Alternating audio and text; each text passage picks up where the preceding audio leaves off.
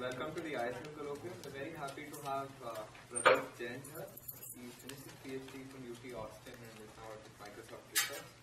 He's going to tell us something about provable alternating minimization method for low-rank matrix estimation problems. Thanks, Yash, and thanks for hosting me here. So today I'm going to talk about low-rank matrix estimation problems. And in this area, most of the seminal work has originated from Stanford. So it's good to give a talk here. So this is a joint work with Prateek. He was our intern at ISL India and currently a student at UT Austin, and he's actually in the room right at the back. And with Prateek, that was Sujay Sanghi and Indrajit Jain at UT Austin. So today I'm going to talk about low-rank matrix estimation problems and start with a couple of motivating examples for these problems.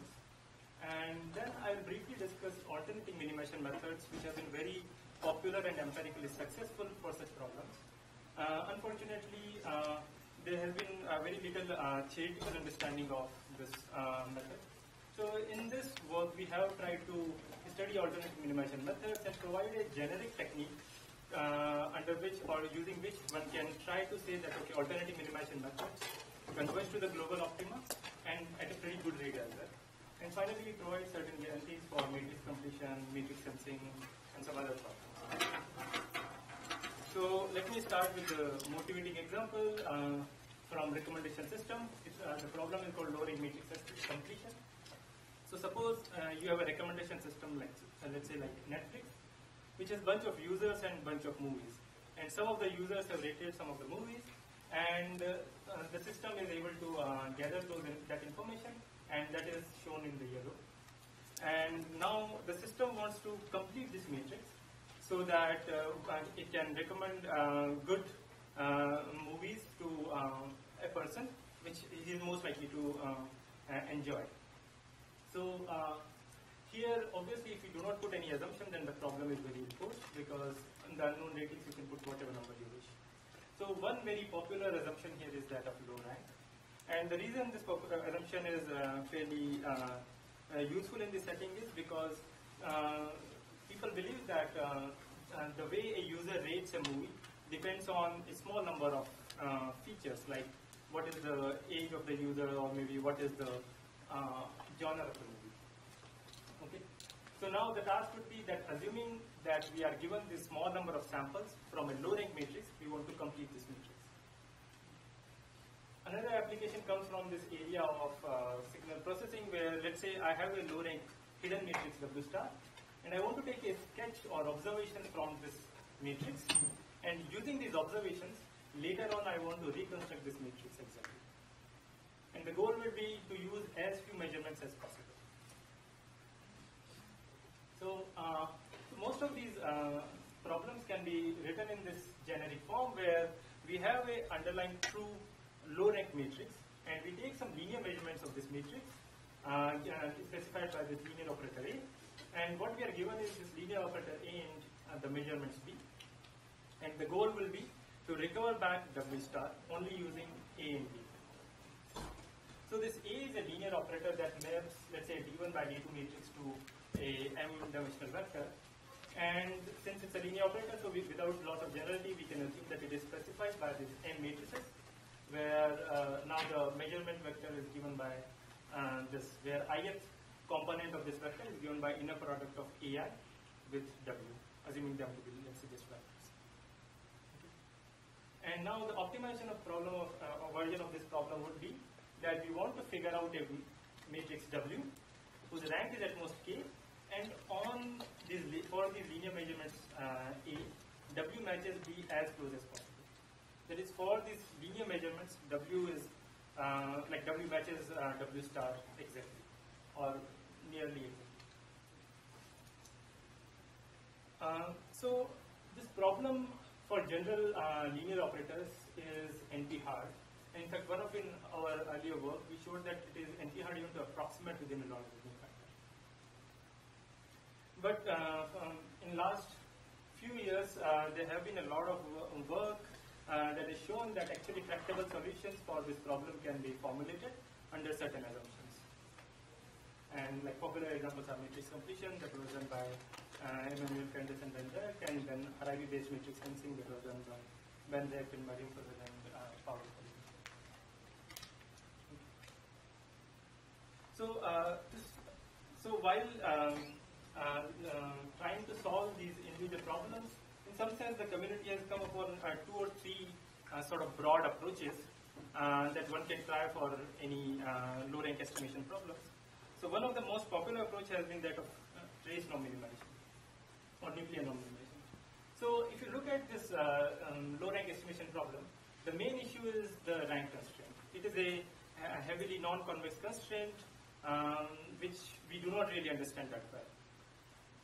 So one popular approach has been that, okay, let's replace this non-convex constraint by its convex surrogate.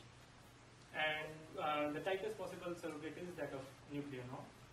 So rather than rank constraint, now we'll try to solve the problem under this nuclear norm constraint.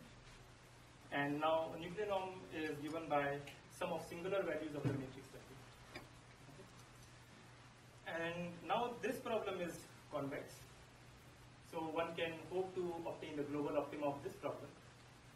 And the interesting thing is that under certain assumptions on the operator A and on matrix W, one can show that global optimum of this nuclear norm problem actually coincides with the global optima of a low rank estimation problem. So whether you solve for this trace norm or whether you solve with rank constraint, the answer will be the same. So that is very good. So that has led to a lot of rich theoretical work in this direction.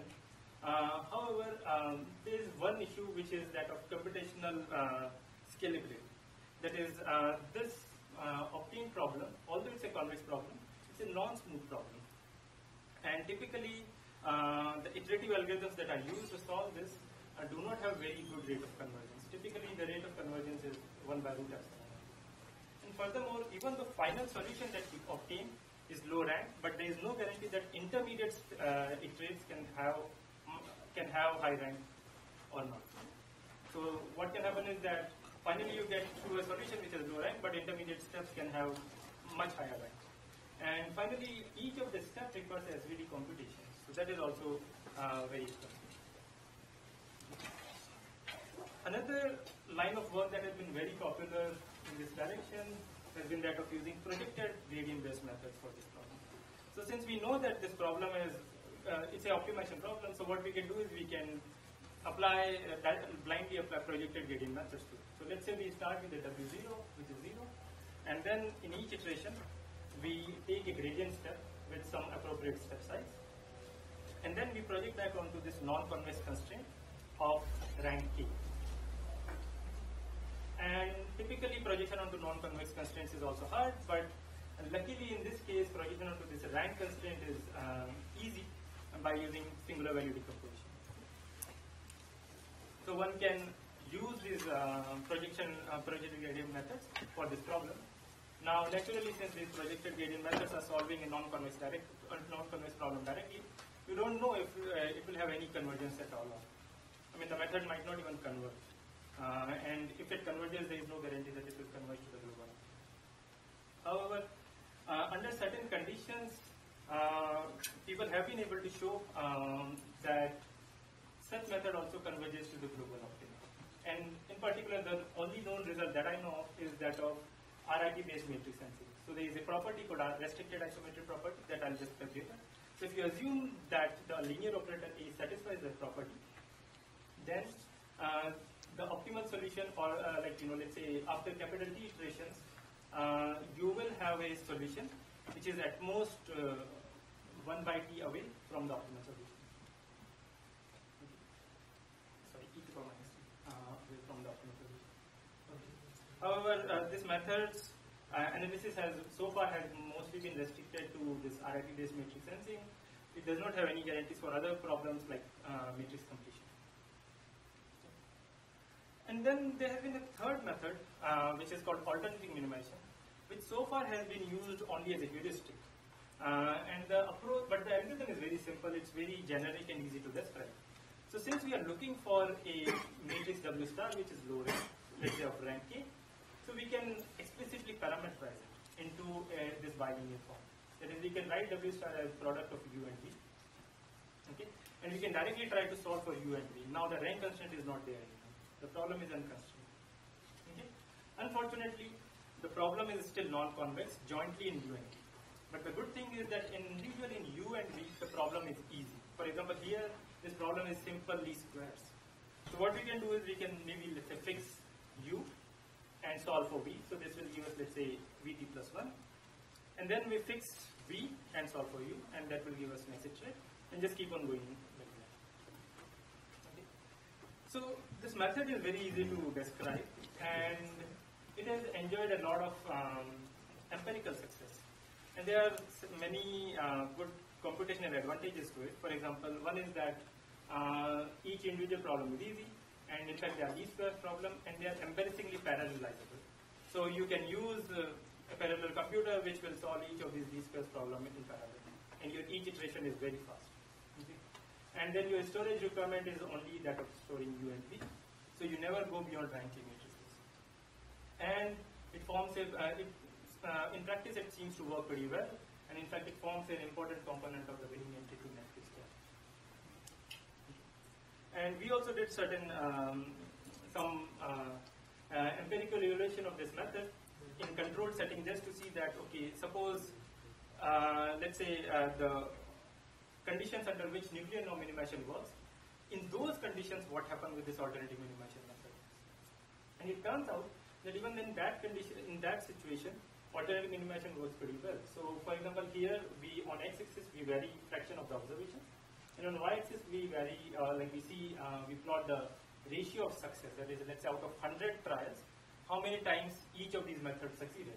So this black curve represents alternative minimization. So we can see that it is able to gain success with smaller number of entries than nuclear norm, or about the same number of entries than nuclear norm.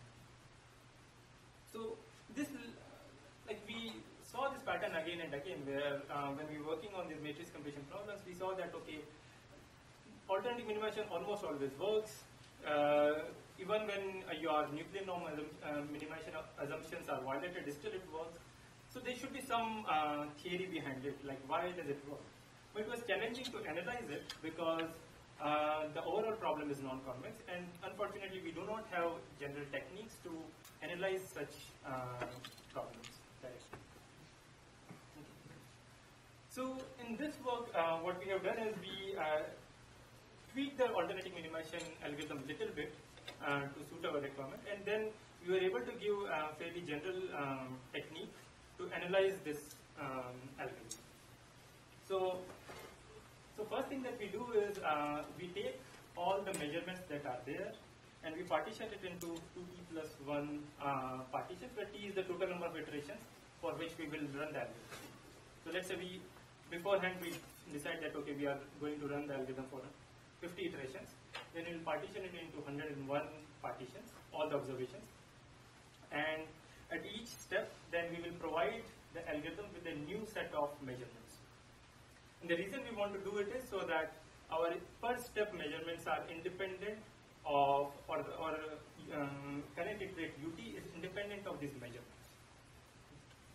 And another big issue in alternative minimization is that if you do not initialize it well, then it is sure to get stuck in some bad local optima. For example, if you initialize your U to be 0, then V has no way of knowing in which direction to move it. So you are stuck on a stationary point. So initialization becomes very important, and here we propose one simple initialization scheme, which is that let's say if you want to initialize U0, take top k left singular vectors of this matrix summation Ti Bi. So recall that Ti's are these measurement matrices, and Bi is this IF measurement obtained by matrix Ai, and obtained by inner product of this matrix Ai and W star. Okay. So we will analyze this algorithm in sort of under certain assumptions. So the assumptions that we put is like, one is very sort of trivial sort of assumption that we require that our initialization is good. Okay? That is rank SVD of this matrix summation Ai Bi is close to W star in 2 nonsense. actually there's a typo here. Should be clear. And this initialization itself also depends on this second assumption that we have, which we call concentration. So this concentration, what we want to do is that suppose VP and VQ are two fixed random vectors which are independent of these AIs. Okay.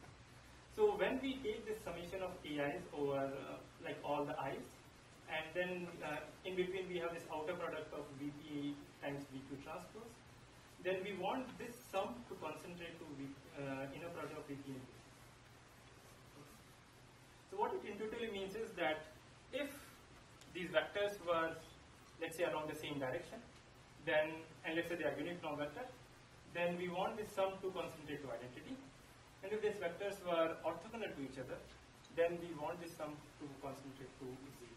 So this condition is very similar to this restricted isometric property that I stated earlier, but it is strictly weaker than it. So we can give examples where this condition is satisfied, but restricted isometric property cannot be satisfied. Okay. So assuming these two conditions, what we can say is that distance between span of columns of ut and that of u star, that is, so this distance function I will describe in the next slide. So what we can say is that this distance of our current iterate or span of current iterate to the optimal subspace decreases by at least a factor of half during each iteration. This slide, these assumptions are in each individual are. Yeah, so there's a typo here. It should be summation 1 by n summation of time. I'm sorry, there's a typo here. It should be 1 by n summation over all lines. Over all the matrices. So if I understand correctly, the initial set must be extremely accurate if I look at the condition on delta now. Yeah. I mean, delta can be any constant, and I need at least a constant distance to the optima for this method to work. But delta, isn't it like 1 over 100 k to the 1/5 beta? So it's like yeah, so it can sigma be, k divided by sigma 1 times. Yeah. So we will later on we'll relax this condition on beta, but yeah, we certainly need this 1 over 100k. But for many problems like lowering matrix completion or matrix sensing under IIP assumptions, it can be easily achieved. So getting to constant distance is not very hard. Like decreasing the distance further is the main challenge, which is what alternative minimization is helping us with. So in other words, what it sort of says is that near, like if you are at most at a constant distance to the global optima, then the problem space is very nice. Like even though you have low rank assumption, but the problem space is very nice. Probably looks like it's just a quadratic function, and that's why alternative minimization will very quickly converge to the global optima. I don't see how this assumption can rule out the case that all AI are equal. Like if A1 to A1 are equal, then they're not getting equal. No, but this should hold for all V's which are independent of A. So, I mean, it will hold, but it will hold with very small probability. We want it to hold with reasonably large probability. So this concentration, like typically you will want it to hold with at least, let's say, probability 1 minus 1 by m.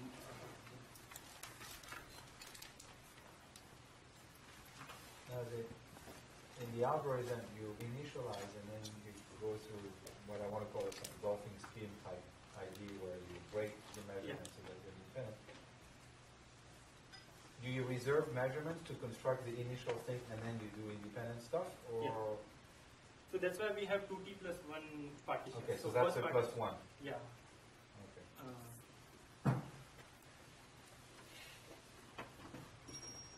Okay. So yeah, I mean, what we can show is that at each step the distance gets halved, and that's why after log 1 or epsilon steps, we'll converge to a solution which is at most epsilon away from the optimal solution. And the distance function that we use is this very common distance function between subspaces called largest principal angle in between U and U star. So let's say, so more formally, let's say we want to measure distance between subspace spanned by U, the space spanned by U star. Then we can write it down as this 2 norm of this matrix U perp transpose U star, where U perp is a basis of space that is orthogonal to span of U, and U star we are assuming it's orthonormal matrix. Okay. And for 1D subspaces, what it essentially means is that is when you are measuring distance between vectors U and U star, let's say both of them are normalized, then it essentially measures the angle, sine of the angle between the two vectors. So let me very quickly go over the proof sketch, and the reason I put this proof sketch here is just to show that the proof actually turns out to be very simple once we make those two assumptions. So the real challenge lies in showing that our particular set of measurements satisfy those assumptions. So since this Vt plus 1 is obtained by minimizing this objective function, so here note that we have fixed Ut and we are now just optimizing OV. And we are assuming this rank 1 case where W star is given by U star V star transpose. Okay. Rank K case is also very similar, but it is a bit more tedious. So now since Vt plus 1 is obtained by minimizing this and it's an unconstrained optimization, so we can set the gradient to be 0. And by rearranging we obtain this form. So Vt plus 1 times this matrix is equal to this another matrix and V star. Okay. And one can directly try to apply concentration assumption here, but that gives very weak result, and that's why you won't be able to show a constant decay per step. So we cannot do that. We have to massage our equations a little bit. So let's say we call this matrix as B and this matrix as C. So the final upshot is that we can write Vt plus 1 in this format. And I'll try to give intuition about this formula. So if you look at this Vt plus 1, it can be divided into two parts. One is this term which we call power method term, and another term is the perturbation or error term. Okay. So if you look at this first term, it is essentially W star transpose U. That is, if you knew the true W star, and let's say you wanted to find the singular value decomposition, then using power method, this is precisely what you would have done. Right? But here, since you do not know W star, you only have a set of measurements of W star, we have to have this extra error term. And this error term is also very interesting. So, for example, one simple thing to observe is that suppose if U star was exactly equal to Ut, then no matter what AIs are, this error term will always be 0.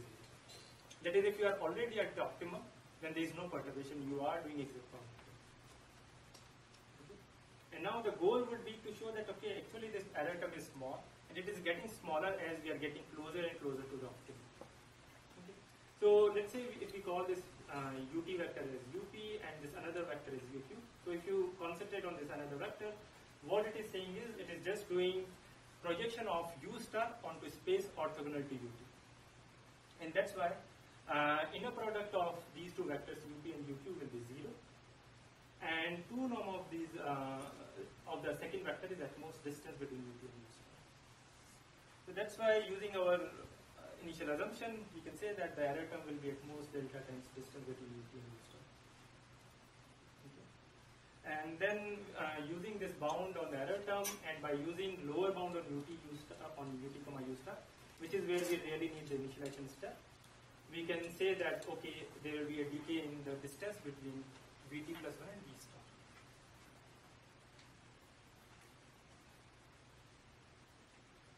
So here, like the two main ideas that we use is, one is use concentration result here, and another is that using initialization, our initial iterate itself was fairly good enough. I mean, inner product of Ut and U star was at least a constant, and that's why this error term cannot deviate it too much. It cannot wipe out our component along true direction by too much. Okay, so let me just summarize the result that we have had so far.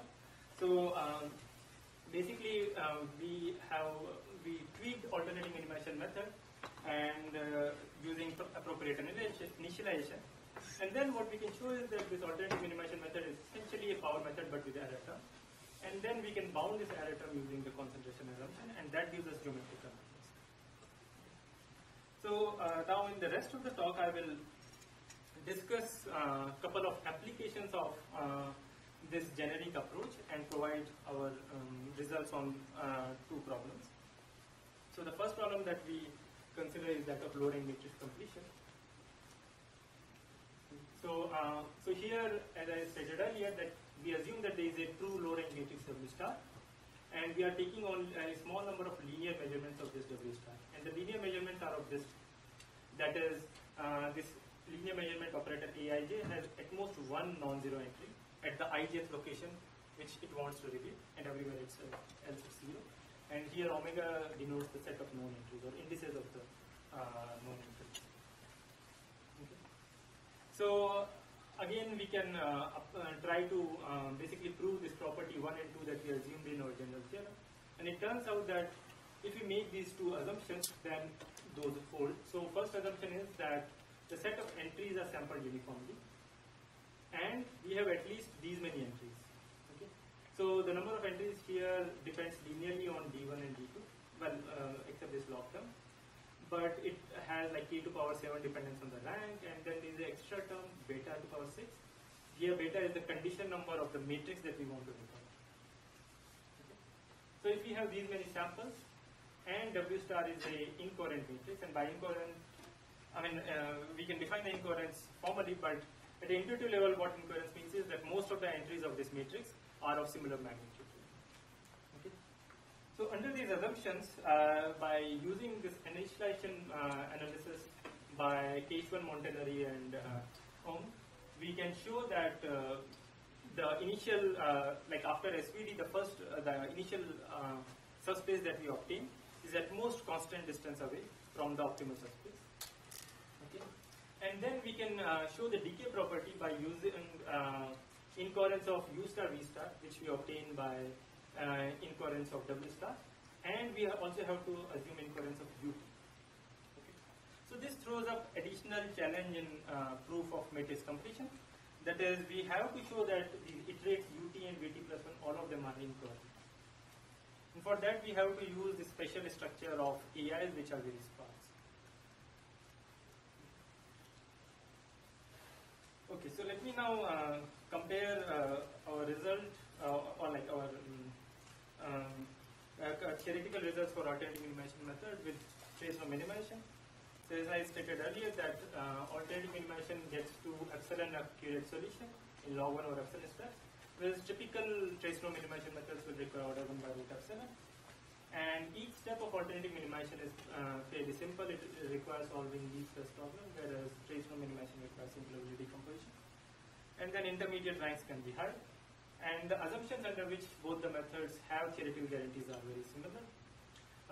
But the number of measurements that we require in alternative minimization, as of now, like our current analysis, is weaker than that of trace no. So on the matrix dimensionality, the dependence is exactly the same.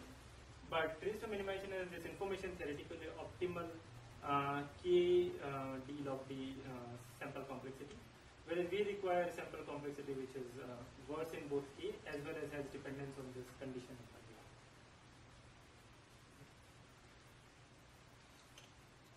And then independent of our work, Keishwan and Montanari also actually analyzed alternative minimization methods, and they obtained a very similar linear convergence rates, and their sample complexity is given by this. So we are slightly better in the dependence on the condition number, but we are like k to power 6 worse in the dependence on k. And we are wondering, or like we are trying to figure out if we can combine the two analyses to tighten up our guarantees. That was it. So now let me move on to another problem, and this problem is of that of matrix sensing. So in matrix completion, we have these very sparse matrices that observe this hidden matrix W star, and from that we have to reconstruct W. In matrix sensing, we are allowed to take these dense measurements, and now using these dense measurements only, we want to recover back this original matrix W star. Okay. So most of the work that has been done in matrix sensing literature assumes this very nice property called restricted isometric property, which was introduced in the context of sparse signal recovery again by Emmanuel Candace and Tenstor. So the idea behind isometric property is very simple, that for restricted to these rank K matrices, this linear operator A acts as an isometric. That is, if we think of this rank K matrix W as a vector, then this linear operator only rotates this vector W. It does not scale it by too much.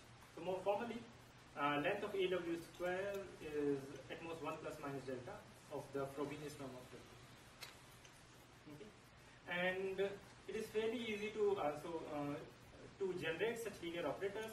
One such example is that if we sample every single entry of this linear operator independently from multivariate normal distributions, then by using order k d1 plus d2 log d1 plus d2 divided by delta k, where delta k is this RIP constant. So using these many measurements, we can guarantee that this matrix, this linear operator will satisfy RIP with pretty high probability. So assuming this RIP property also, we can again apply the same general technique. We can show our property 1 and 2. The assumptions are very similar, and here now the number of measurements that we require is something like KQ B beta square, whereas the trace no minimization based method, which is information theoretic optimal bounds, requires KD. So later on, like after a few slides, I'll show a technique where we can actually make this dependence on beta go by using a stage-wise operator, only for this matrix sensing type of problems, not for matrix sensing. Okay. Now let me discuss a small variant of this RIP-based matrix sensing. So in RIP-based matrix sensing, we have to, like typically we have to sample every entry of the linear operator from IID from a Gaussian distribution, and that makes the each of these measurement matrices AI to be dense as well as of high rank. So they are typically very inefficient signal acquisition methods. So the question is, can we do slightly better? Can we use matrices maybe whose rank is at most 1, and still can we sense this general matrix W star?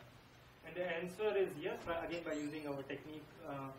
So here we are assuming that each AI is a rank 1 matrix given by xi by a transpose, and the xi's and yi's are sampled uniformly from a standard multivariate Gaussian. Okay, and then suppose if the number of measurements that we have is something like k to the power 4 beta square times d log d measurements, then we can show that our general theorem will be satisfied, and that's why alternating minimization method will converge to the global optima at linear rate. So this provides a very efficient signal acquisition method, and I will just show you a couple of plots to convince you that yeah, it is indeed very efficient. So for example, here in the first plot, we plot the recovery error incurred by alternating minimization method when using RIP based operators or these rank 1 operators that I just specified on the last slide. And on x-axis we are varying the number of measurements. So you can see that the exact recovery is happening at around the same number of measurements. Okay? And even if the number of measurements is less than the required like exact recovery measurements, still the error of this rank 1 operator is not that high compared to RIP based operator. But if you look at the running time, then there is a huge difference. And here note that we are plotting this running time in log scale. So there is an order of magnitude difference. But obviously we have to pay a price for this, and the price that we pay for it is that this measurement scheme is not universal. That is, it will require a new linear measurement operator A for every single W star. And currently we don't know, I mean it's an open problem, whether this really is true. As in, can we say that such measurement scheme is also universal? Or if not, then up to what rank do we need to go to make it universal, and that we can figure out. And another thing is that here only method so only analysis that we know here is that of alternating minimization. We don't know if trace norm based methods will also provide similar guarantees in this case. Okay. So as I said earlier, that we have this dependence on condition number, and that is that makes the method bit impractical, or the results bit weaker. So the question is, can we get rid of this condition? And the solution is that at least for like these matrix sensing type of problems, we can actually do that.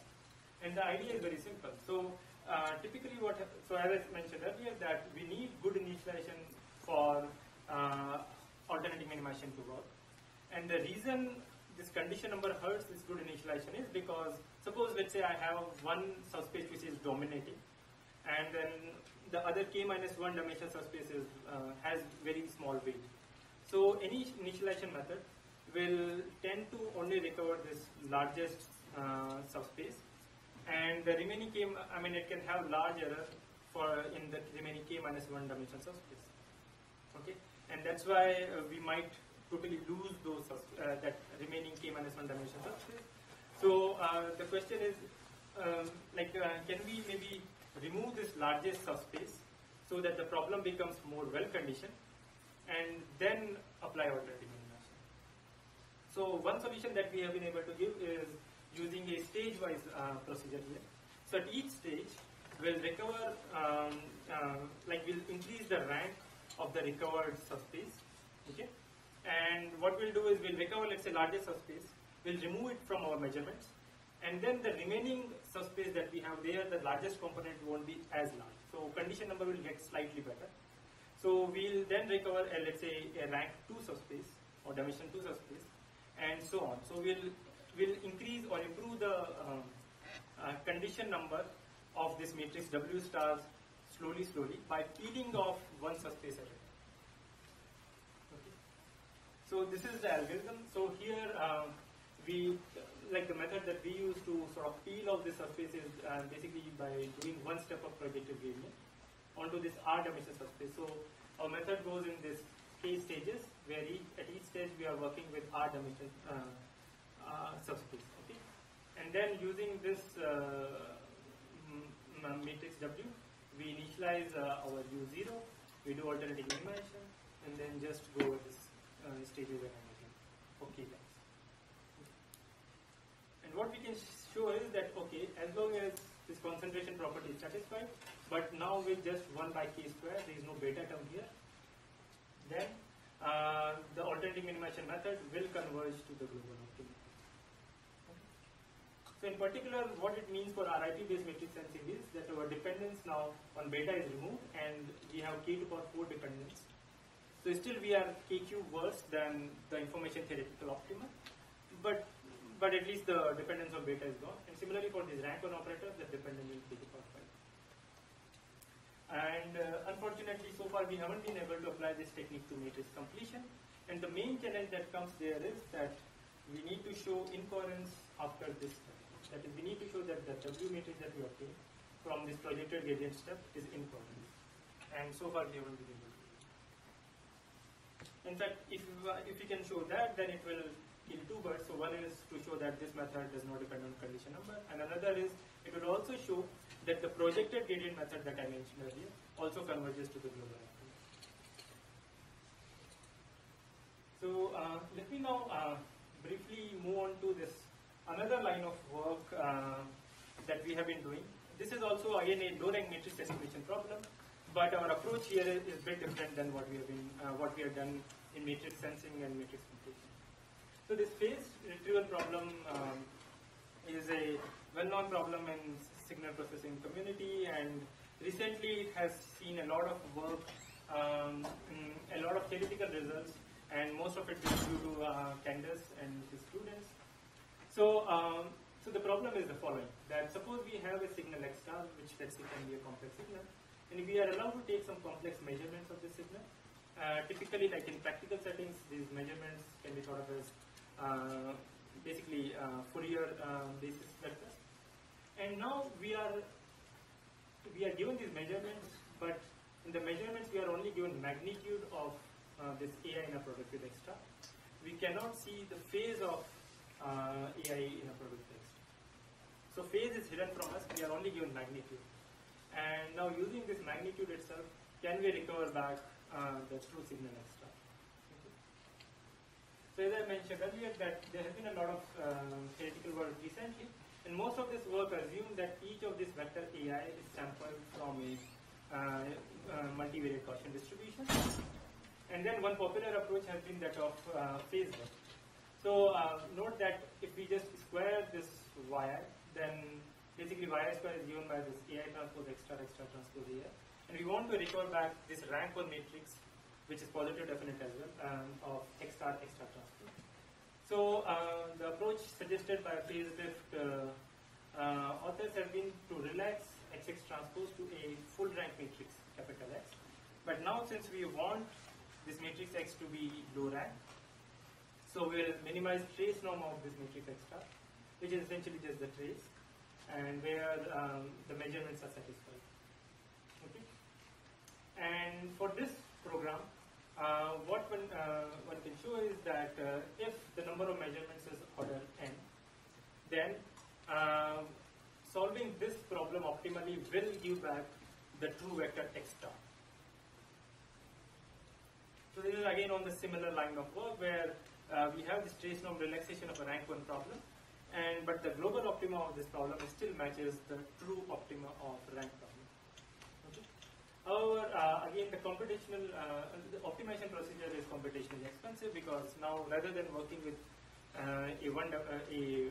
n-dimensional vector, you have to work with an n by n matrix.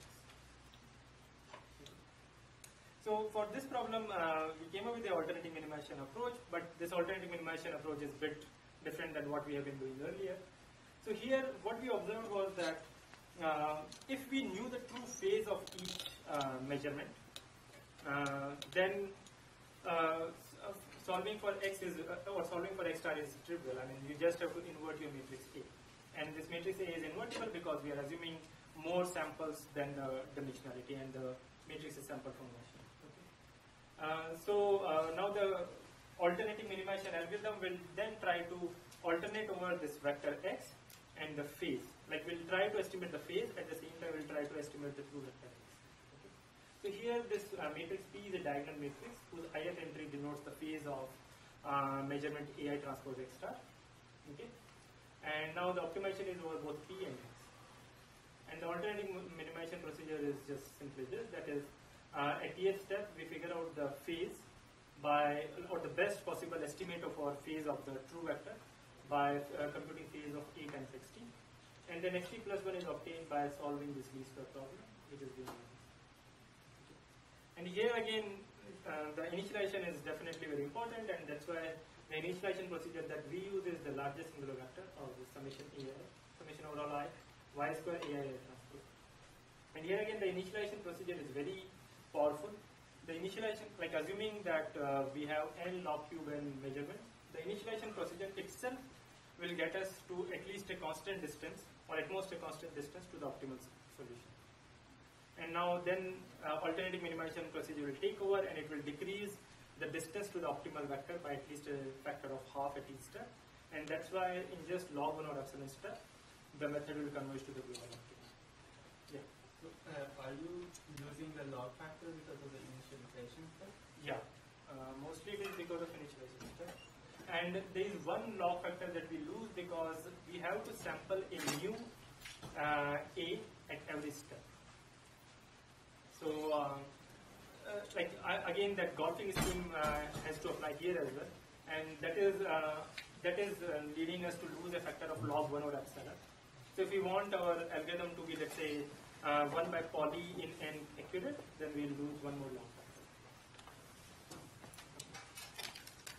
Alright, so I'll now summarize. Well, actually we have some experimental results also.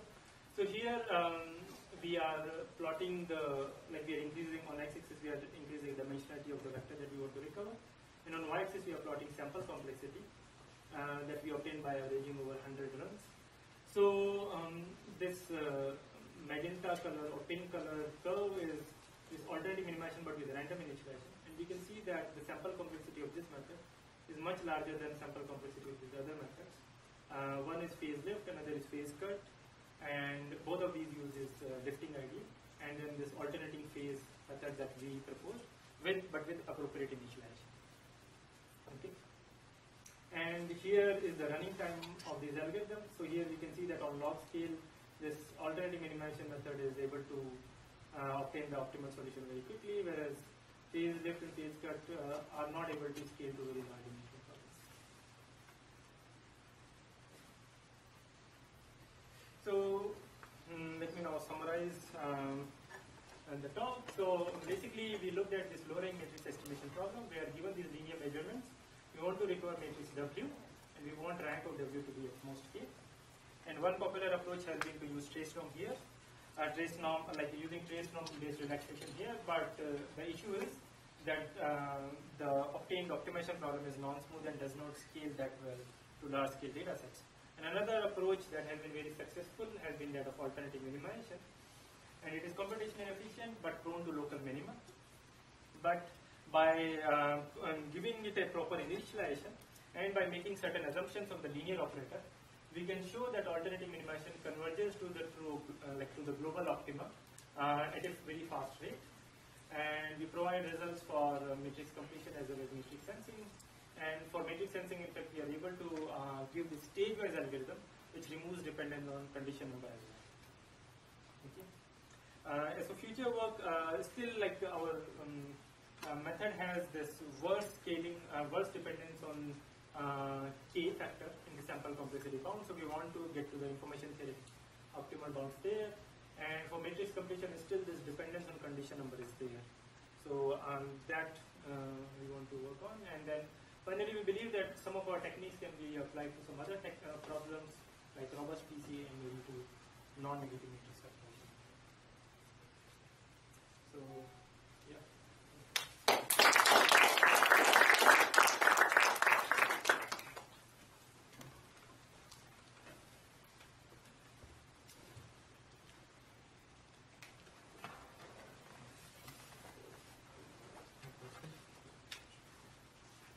Okay, so let's thank the speaker, and there are refreshments at the back.